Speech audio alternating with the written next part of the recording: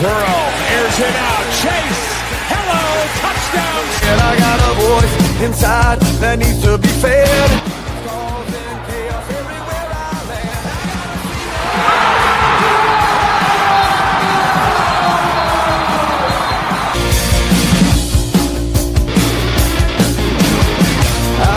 Are two of the best historically, just not thus far. Against these receivers. Making adjustments again, and there is Smith roaming free, breaks a tackle. Ohio State strikes quickly.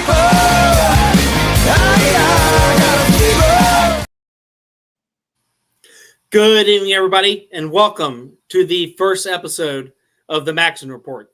We are still part of the Ohio Sports Talk family. It's a little bit different.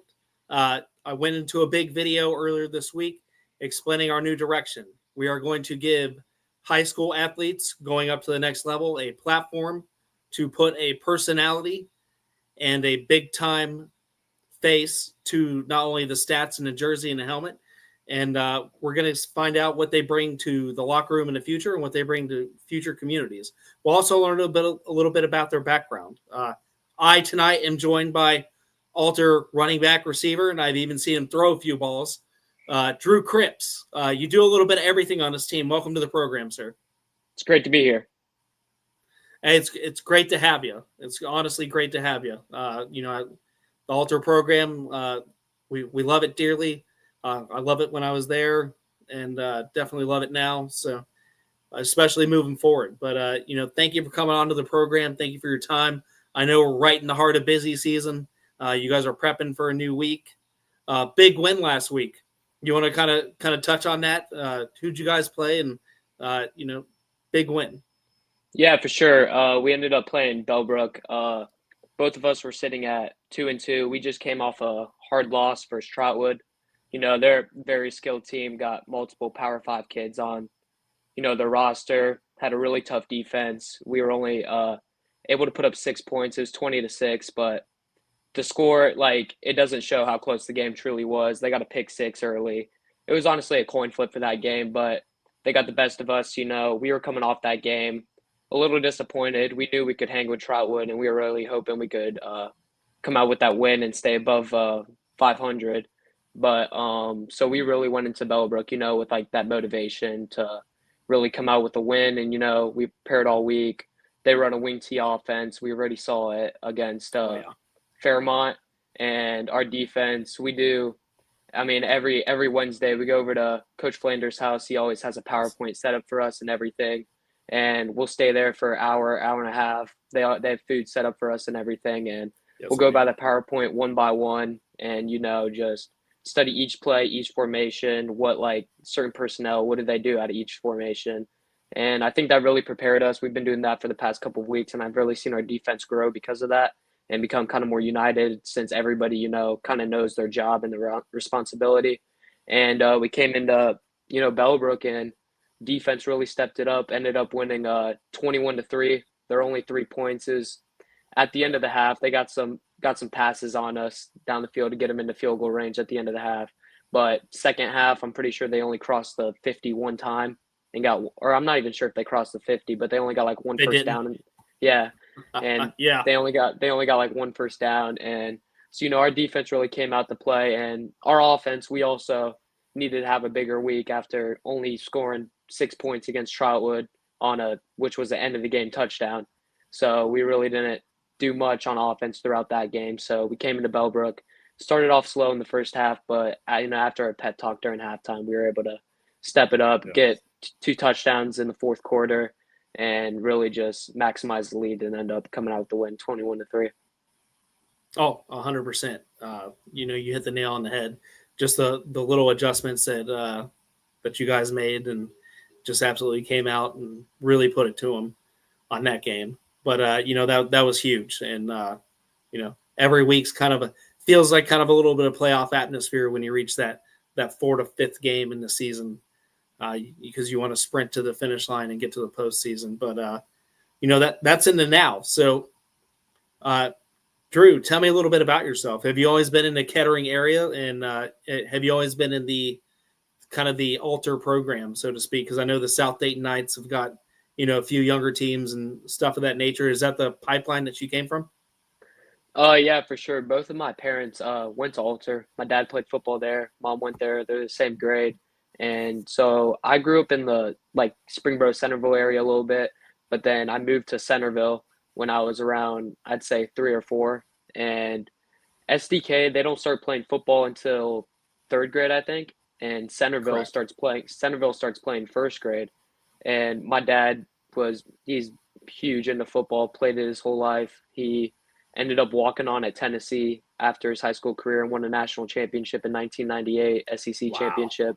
Yeah, so football runs big in our family. My dad really implemented football in me, my younger brother, and I at a very young age. So, flag football is at 3-4 years old before tackle, and then that's why we played for Centerville because he wanted us to start earlier. And I ended up playing at Centerville. I live on the same road as Schoolhouse Park where all the practices and games were and stuff like that. So I played for Centerville. Centerville, they had a great Pee Wee program and stuff like that. But playing for Centerville, I always knew personally I was going to go to Alter.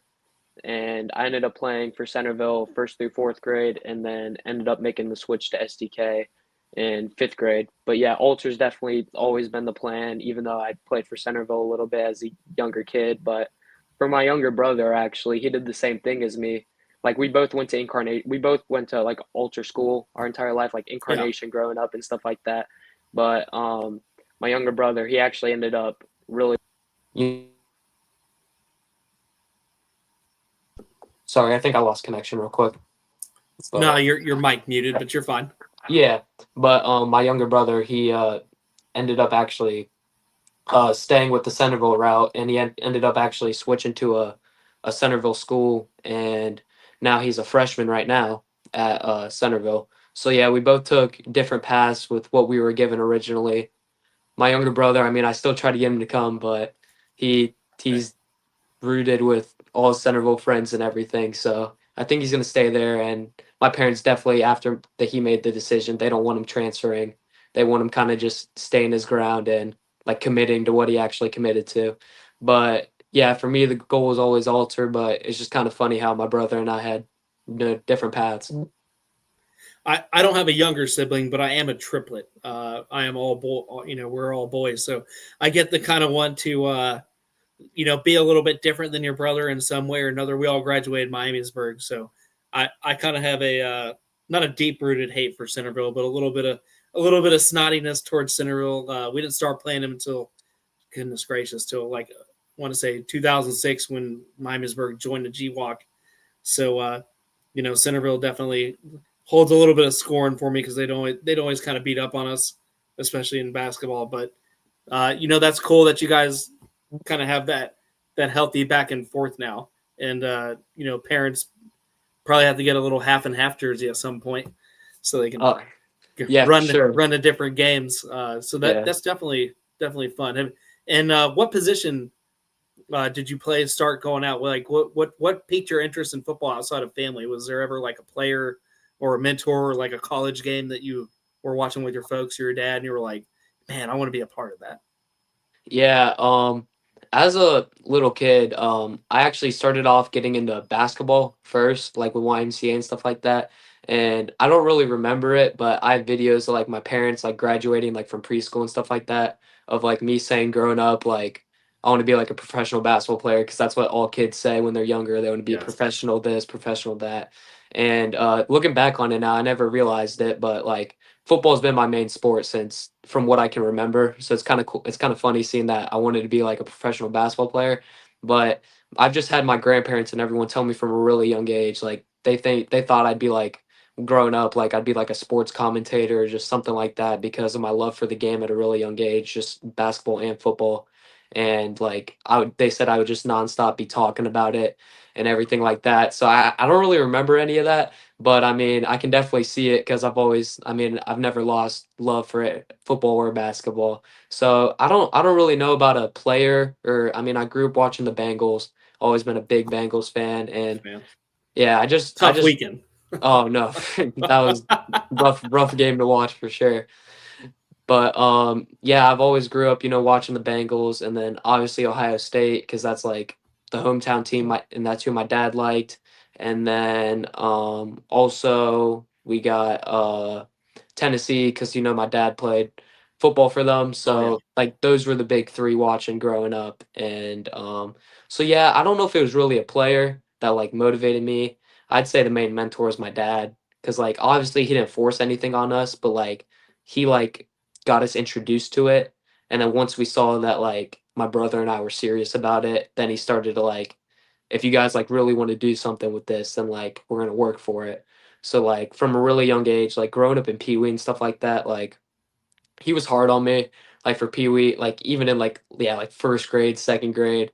And I mean, I was a little kid at the time. Like I was hard on myself too. Like I remember crying after games and stuff like that. Like if we lost and all that. Like no matter how good I played, like I always just wanted to win. So I'd cry after if we lost a game or something like that. But my dad would always, he'd be really hard on me and always tell me that like you can't really show your emotions like that. Like it's good that you care, but like you need to learn to like control your emotions better and not Right. like show the other team that like you're hurting or you're crying and stuff like that. And I really think my dad like being hard on me and stuff like that as a young kid like really helped me growing up, like form me into like the player I am today and like how I go about things and handle things because obviously now I'm not a first or second grader, so I handle stuff a lot better. Oh yeah. But like just on like the competitiveness and like the physical aspect of the game, like as a kid, like him just preparing me for that, like that's just kind of where I feel like I get like my like anger, I'd say, on the football field and stuff like Oh yeah. that. Just like kind of getting it from him because I saw,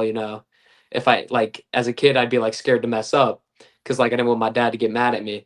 So like I would try my hardest like every game, and like I feel like I've kind of just like implemented that into my game style growing up. Oh yeah, and I credit, my father taught me a few things too, and amongst other coaches and things of that nature. One of my coaches used to be a Marine, and that's what drove me into the Marine Corps when I played JUCO ball for the Marine Corps. Not quite Division I by any stretch, but it was still a lot of fun. So but managing my emotions, that's what football gave me. Managing my emotions and giving me a work ethic. And I can definitely, being around you guys and, being around the off season program and seeing you guys, especially at the power gym and, even over at the high school and the work ethic and everything that comes with it. And even getting to sneak a few peeks of you, working out and stuff like that. When I was with Ed, definitely, it's definitely there. This team, especially this year, has just got a certain drive to it. I think being the regional, going for the regional championship last year and making that deep run in the postseason that was damn near until Thanksgiving. Uh, going to deep at last year, I think this team is even more primed this year, especially with a little bit more stability at quarterback because I know you guys had a lot of injuries. Especially that week one game last year was such a heartbreaker because it felt like everybody kind of got nicked up here and there, and it made for a long season. But stability at the ship, and I'm super excited to see where this team goes, especially this year, and how far of a run, if not going all the way, is definitely a big possibility for you guys. And it's going to be it's going to be awesome. And I know you also, not to veer off football too much, you also do a little basketball. I saw that last year. I'm good friends with Coach Freshwater on the basketball side, Hmm. so we got to cover the state championship run 2 years ago, and the run you guys had last year. And got to see you come in a couple games and score some points, make some drives, and things of that nature. Has basketball always been kind of a love as well? Because I know you said growing up, everybody wants to be a basketball player. Yeah, for sure. Basketball, it's always been a love for me. Growing up, I played for SDK since first or second grade. Well, I played for Centerville like kindergarten or first grade, maybe second grade, and then I switched over to SDK whenever that started. And played for SDK and then Alter the rest of my life. And I was big on the AAU circuit also, like traveling with that. I played their coach named Coach Wren. He took me in when I was like I'd say third grade, and we had the best kids all over Dayton, and I ended up forming a really close connection with all of them. I mean, I just played against two of them at Trotwood. They're twins, Darius Dennis and Dalen Dennis, and Yeah. Darius, he has multiple Power Five offers and stuff like that, and it's just like it's cool to see like all the kids I grew up playing AAU with like succeeding now. Most of them are succeeding as football players, so it just shows how athletic we were, and we would travel all over the country playing in games. We even won like AU nationals down in Virginia, got a big trophy with that and all that. So I definitely played like basketball is definitely a love for me, and just the competition, especially with me, driving all over the country for it for AAU and stuff like that. So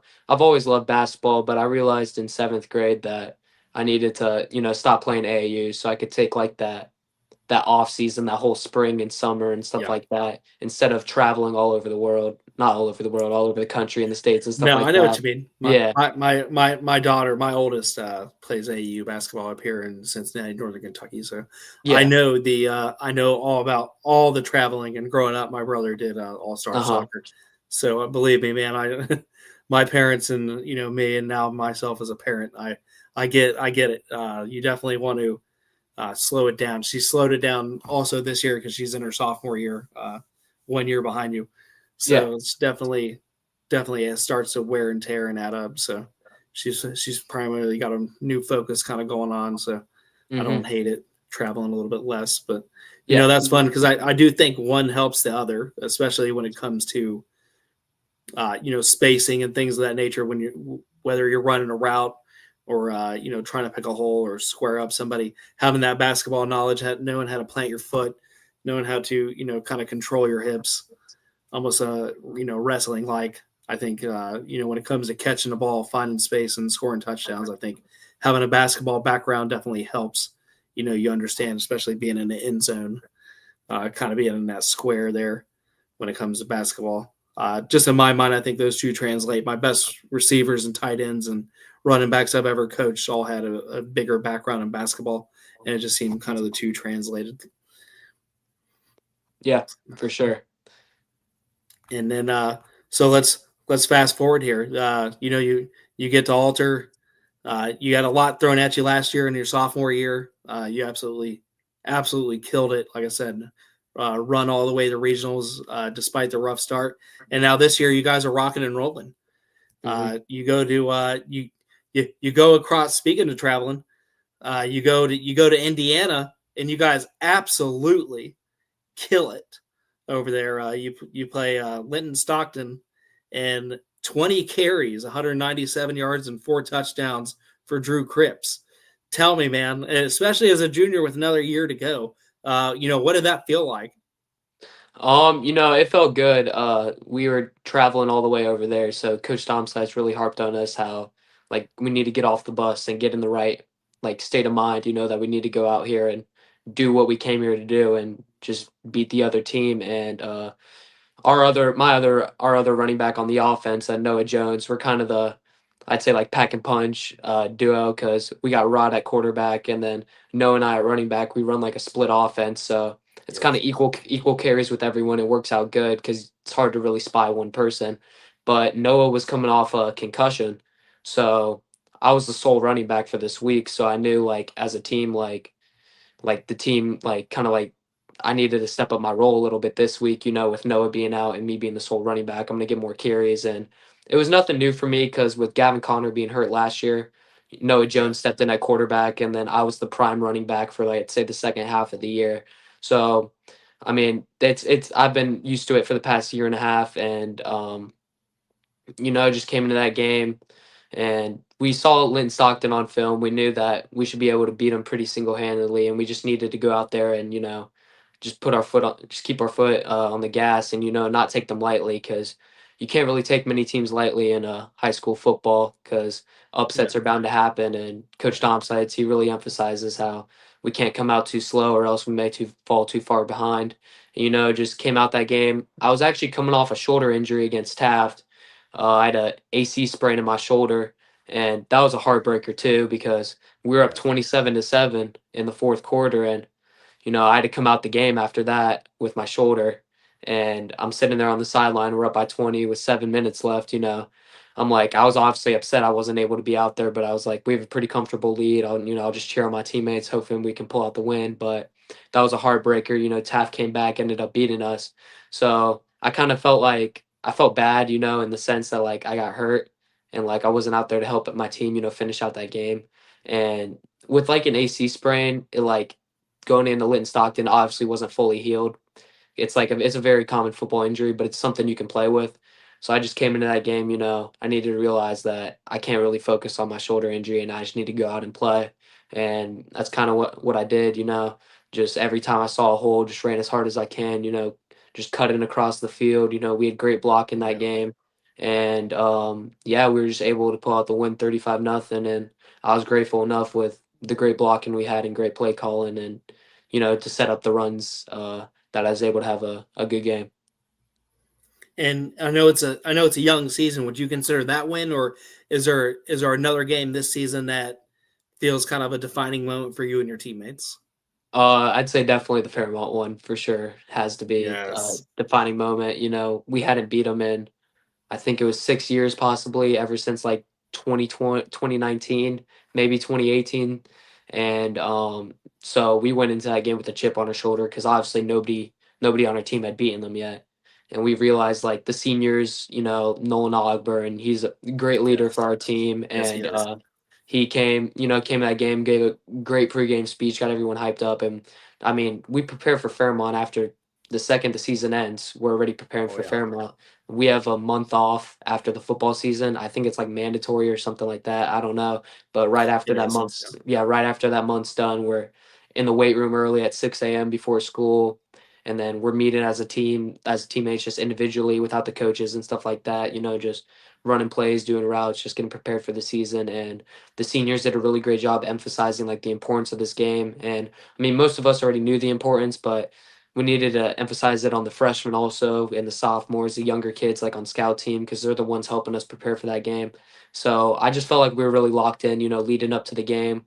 And we came out hot, scoring right away and getting a stop on defense. But I mean, in that game against Fairmont, no matter how much you get up, the other team's going to want it just as bad as you.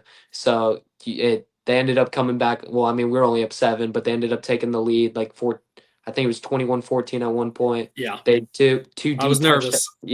two deep touchdowns on passes, and just some personnel like miscues and stuff like that. And I mean, without those passing touchdowns, we had a great game defensively, but it sucks that they were able to put up 21 points when I felt like we played a much better defensive game. But we had a great late drive through the game. At the end of the game, Rod ran it in for a touchdown to make it 21-all with about a minute left. And then first play on defense, Fairmont, they're not a passing offense at all. They just do little like pop passes and stuff No, like believe that. me, they've been like that for a long time. And we even studying them last year, just that wing T, and that they want to eat the clock, and they want to make the game as short as possible. That's always been kind of their MO. That's still their MO. If the other team's offense is on the sideline, then you're winning, and that's kind of been their MO for a really long time, even going back to, I'd say, even like 2006 when they had David Campo on the roster, who ended up being a really big player for them. It's just been, it's been like that. And I think it's just going to continue like that. And that's the way they teach those kids very young, different portions of the high school offense, and every level they go up, they get another piece of it. And nobody kind of veers off that. So I know when those guys get to their freshman year, they're kind of very already locked in. And by their sophomore year, they're dreaming it and breathing it. So I'd say that's, what a huge win. Finally, make the rivalry great again, so to speak. And I think that now that you guys got that chip off your shoulder and that exhale, I know this season's far from over, but I'm already thinking about the next one.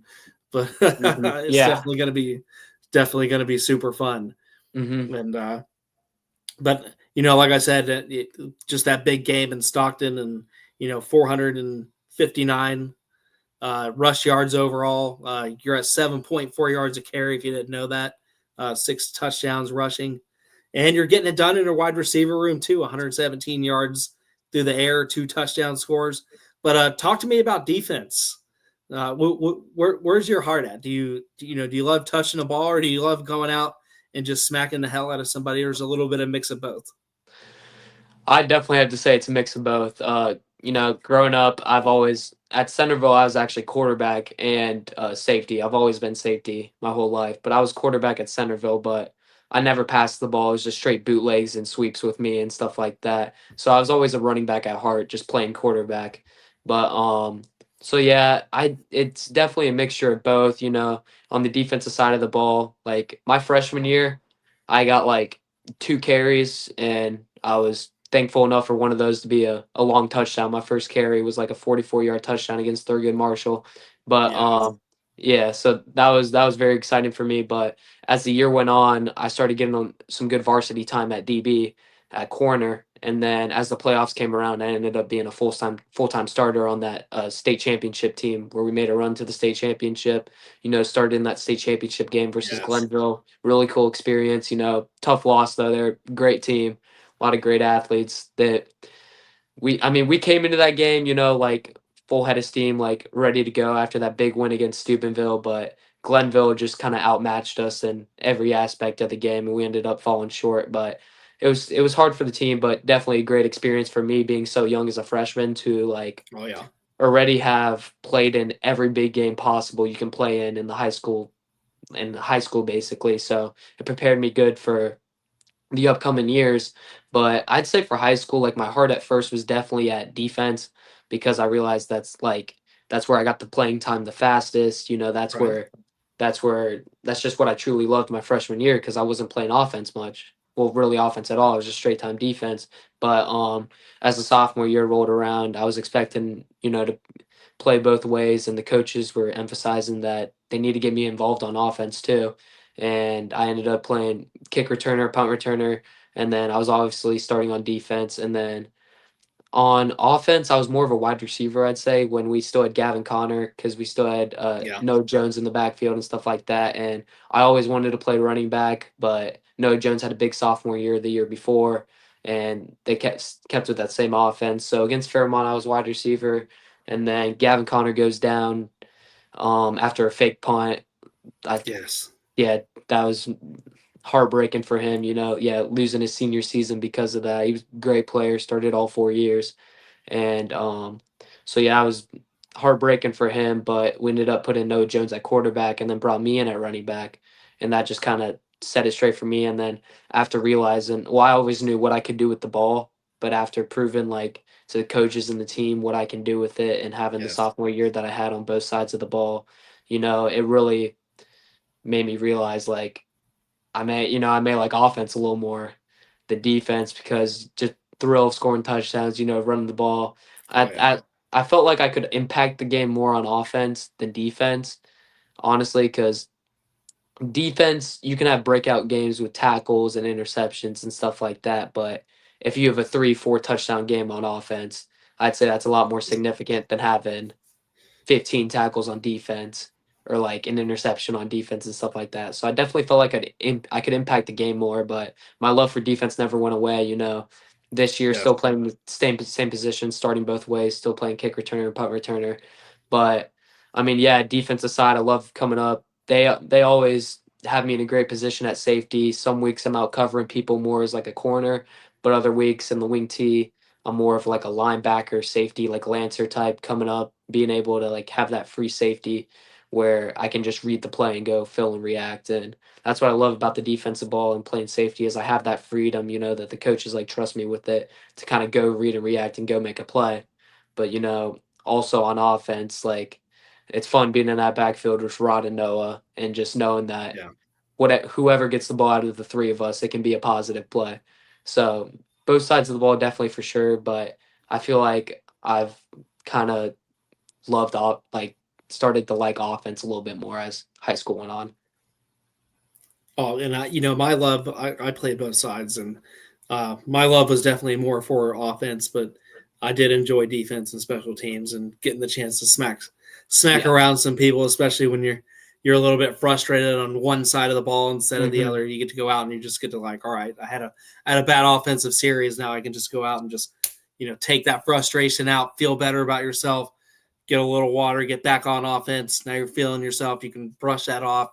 Especially playing both ways at a young age, you're able to kind of shake one off and then you use that to your advantage for the other. And that's kind of one of the beauties about playing both ways, or even special teams, and then offense or defense, because you get, even at special teams, you get that 20, 30 seconds out there, you get that sprint out there, you get to hit somebody, you get to headhunt, get it on the gang tackle, or even block a punt of that nature, or any kind of kick. And now you shook it off. You're like, all right, I got that drop out of my head, or I got that negative play out of my head to come out of the backfield, and you can just steamroll and press on. So I have more love for offense than I do defense, but the defense has always kind of got me. All right, I can shake that off because I just smack somebody, I just hit somebody constantly, and now I got that anger out. Instead of sitting on the sidelines thinking about it, you're able to kind of switch it both ways. And I think the more and more I tell young people that to play a little bit of both ways, or definitely get on special teams,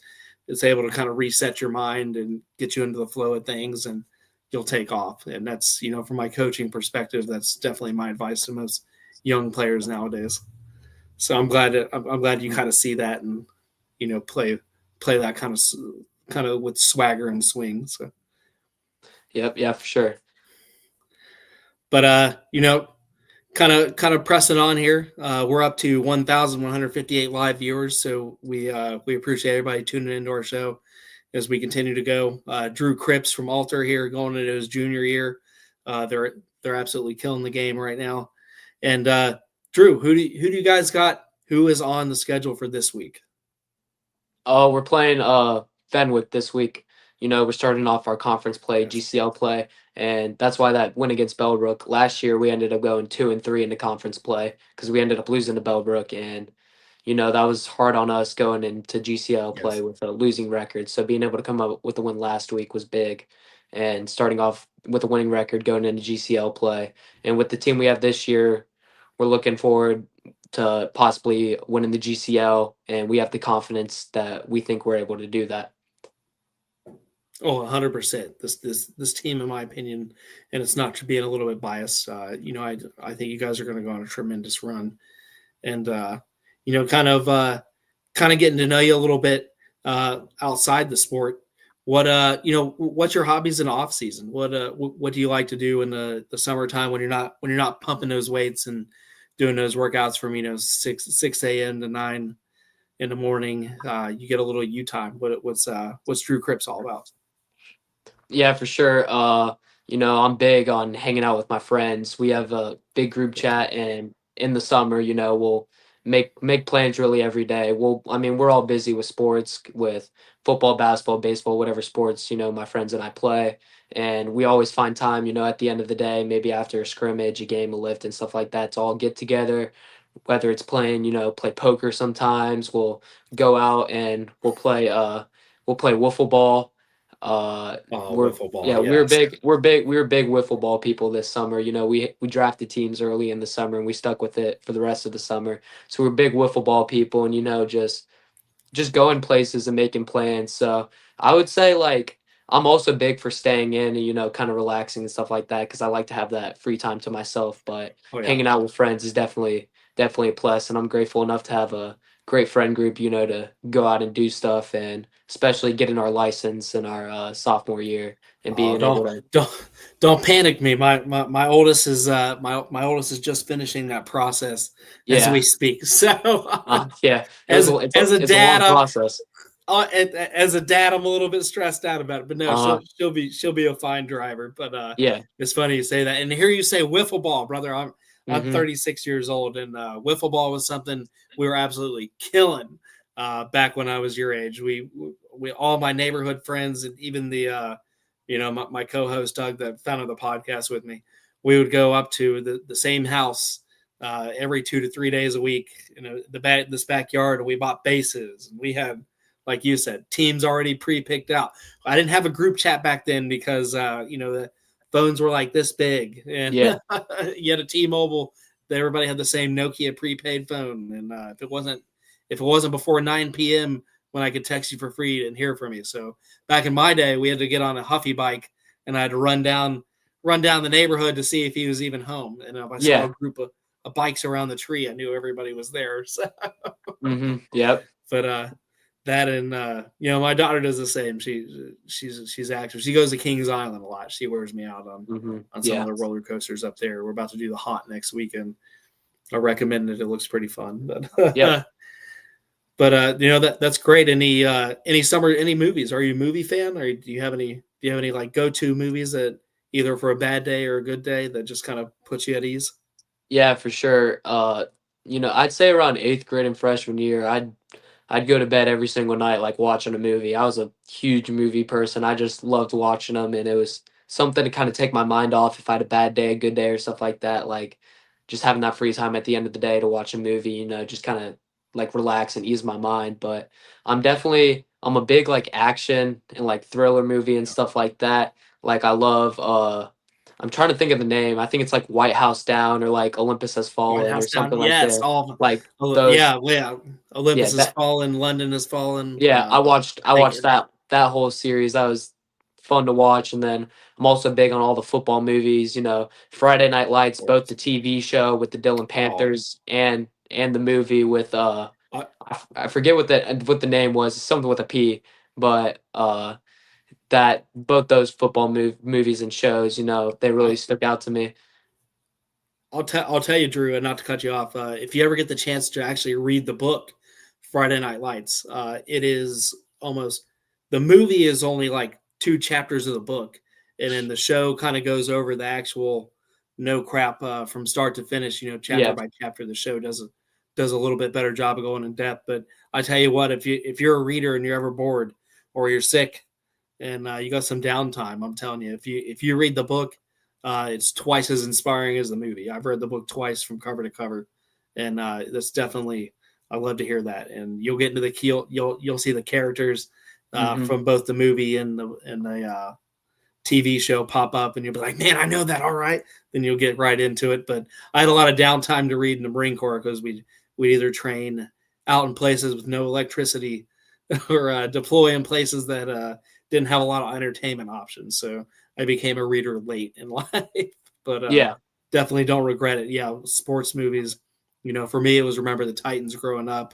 Oh yeah, Friday for Night sure. Lights was a little bit late. It came a little bit later, post high school, but Any Given Sunday with Jamie Foxx and Al Yep. Pacino. If you haven't watched it, I promise you, his locker room speech, you could just cut that and listen to it on your iPod or Spotify before you play a game. And I'm telling you, you'll get the veins popping. And if you're a big Gerard Butler fan, loving that action franchise, watch 300 before you play a game. Hmm. It'll have you wanting to stab your teammate's arm with a pencil while you're watching it, but then take it out on the opponent. Yeah. Yeah, definitely. Those two movies always get me popped up. I get a little bit of veins thinking about it, Yeah. but but no, that's awesome, brother. It's always good to see players with kind of healthy distractions outside the game because you Hmm. can't let it. I always tell them as a coach, you can't let it consume you both ways. You got to have some you time where you're not thinking about that play or that film or that next game. That's 100% healthy, but you got to have you time, whether it's movies, friends, a good distraction. So that's awesome to hear that the younger generation is thinking about that and acting upon it. But before we wrap up, brother, we've covered a hell of a lot tonight. We're at 38 minutes, 1,234 live viewers. Do you have anything for our viewers tonight, or anything for your teammates, coaches, or anything before my final question before we wrap up? Nothing much really. Just tune in for the rest of the year. We're looking to make, a big run.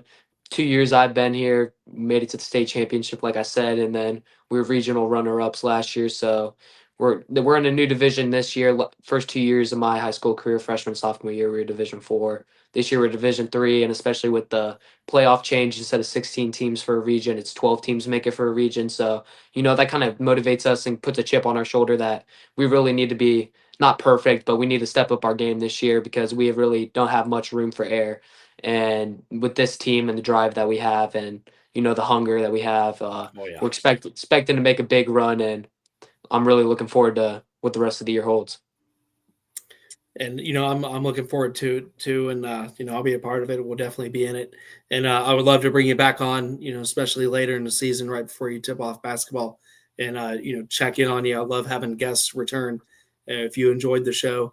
But my last question to you, Drew, and I know you're only a junior this year. What does, and just for every scout, coach, and everybody in the community listening, we have 1,250 viewers at the moment. What does Drew Cripps bring to a future locker room, a future community, and future teammates? I bring that, that determination that you really want in a player. In the off season, I was working out at Alter 3 days a week, and then I was also going over to Renegade with Matt Muncy, former NFL player, 3 days a week. So I'm working out 6 days a week, sometimes 2 times a day. Just trying to prepare myself for the season, and you can always count on me to, give my hardest because football, like, it means a lot to me. It's my passion, and I really want to succeed at it in life, and so you can always get 100% out of me. Always get that determination. I'll never be ineligible, whether it's drug tests or grades or something like that. I've taken my grades very, very seriously from a young age, Yes. and I'm big on school and stuff like that.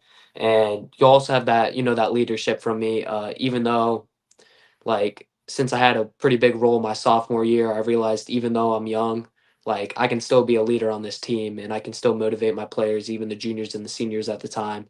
That, like, if they're doing something wrong, that they need to step up their game, and I'm not scared to, you know like, tell them that they're doing something wrong just because I'm older than them. I know it's right for the team, and I know it's best for them. And Coach McKelvey in the offseason, who I worked out with at Alter, he'd make sure he really hard, like, emphasized leadership on me, because he was telling me, like, your junior year you need to be even more of a leader. You were your sophomore year, like, people look up to you, and you really, like, you need to get on them if they're messing up, and in the locker room, in the weight room and stuff like that. So in the weight room, the whole off season, he would like get mad at me if someone was doing something wrong. Obviously, he would correct them too, but, like, if he noticed that I saw they were doing the exercise wrong and I didn't say anything about it, like, he would get on me, because he just wanted the best for me, to be a leader, and he was kind of preparing me for the season. And he something he said, like, in the weight room, like, they're still going to be your friends at the end of the day. Oh, 100%. If they stop becoming your friends after you get mad at them after they're messing around on an exercise or messing around during practice and stuff like that, then they don't deserve to be your friend, and they don't realize that you're just looking out for them, and, like, you just want what's best for them, even at the time if it seems mean or, like, aggressive. You just want what's best for them. So I really think you can get the leadership out of me, the determination. You'll never have to worry about anything, and I'd say I'm a very coachable player. I realize if Oh, I make 100%. I realize if I make a mistake, and I hold myself accountable to that. Trust me, I'm, like, very hard on myself if something goes wrong, and but I don't let that get to me. It's kind of the next play mentality, because I know if I have one bad play, it kind of motivates me to, you know, be better the next play and the next play and the next play after that. But yeah, if I have a bad play and the coaches get on me, it'll always be yes, sir, yes, coach. Like, I'll Yeah. never argue with a coach after I did something wrong. Even if I felt like I did nothing wrong and they think I did something wrong, they're the coach, I'm the player. They got more experience in the game than with me, no more, like, information, more knowledge. So I just need to listen to truly what they're saying and take it in, even if I disagree with it at the moment, because I know they also want what's best for me. Like I said, like, I want what's best for my teammates if I get on them for doing something wrong. So you'll get all those things out of me. And then also, just from a relationship perspective, like, I'm respectful, like, friendly, Oh, I like, can vouch for you'll that. yeah, 100%. you'll never have a problem with me, like, being mean to someone, or anything like that. And, like, I take my relationships with people very seriously. So yeah, you'll never have to worry about me, getting in trouble with, like, any of that, like, hazing or bullying or any of that stuff that's Yes. happening. But yeah, you can just expect really all those things out of me. No, and I couldn't have said it better myself. And I've seen that being around the program myself. I've seen that accountability. Especially last year when you guys just went through this flurry of injuries, and Hmm. really coming back from that and going on that deep run, and the way you guys came together, because you guys came together by more than just the juniors and seniors. Getting together came from the top on down to the bottom, back on down to the top, and I can definitely account for that. And you're definitely going to do great things, sir. I thank you for having your time. We're at 45 minutes. I thank you for your time on the program. I know you had a busy day at school. Mondays are never fun, getting back into the groove of things. Yeah. Especially preparing and everything like that. So thank you for your time. We're at 1,300 viewers on the dot. Thank you everybody that listened in, commented in. We'll have this replay of this interview on Twitter, Spotify, YouTube, and Facebook. It'll be posted immediately when we leave the air tonight. And Drew Cripps, I can't wait to possibly see you this week. Do your thing. Bring you back on the program again at another time. If you would like to, we'd love to have you back on. This was a great experience. I definitely appreciate your time. And, it's been a hell of an interview. Drew Cripps, everybody, he's going to bring his A game. Hopefully we got him out there. Everybody, get him going. We'll post your stats regularly on Saturday mornings or Saturday afternoons about how your team's going, kind of like previously we did last Saturday. That'll continue. You are now a friend of the show. You're a friend to me. Anything this program and I can help out for you, never be afraid to ask and reach out. And we'll definitely see you later on in the season. I'm the coach, Jordan Maxon.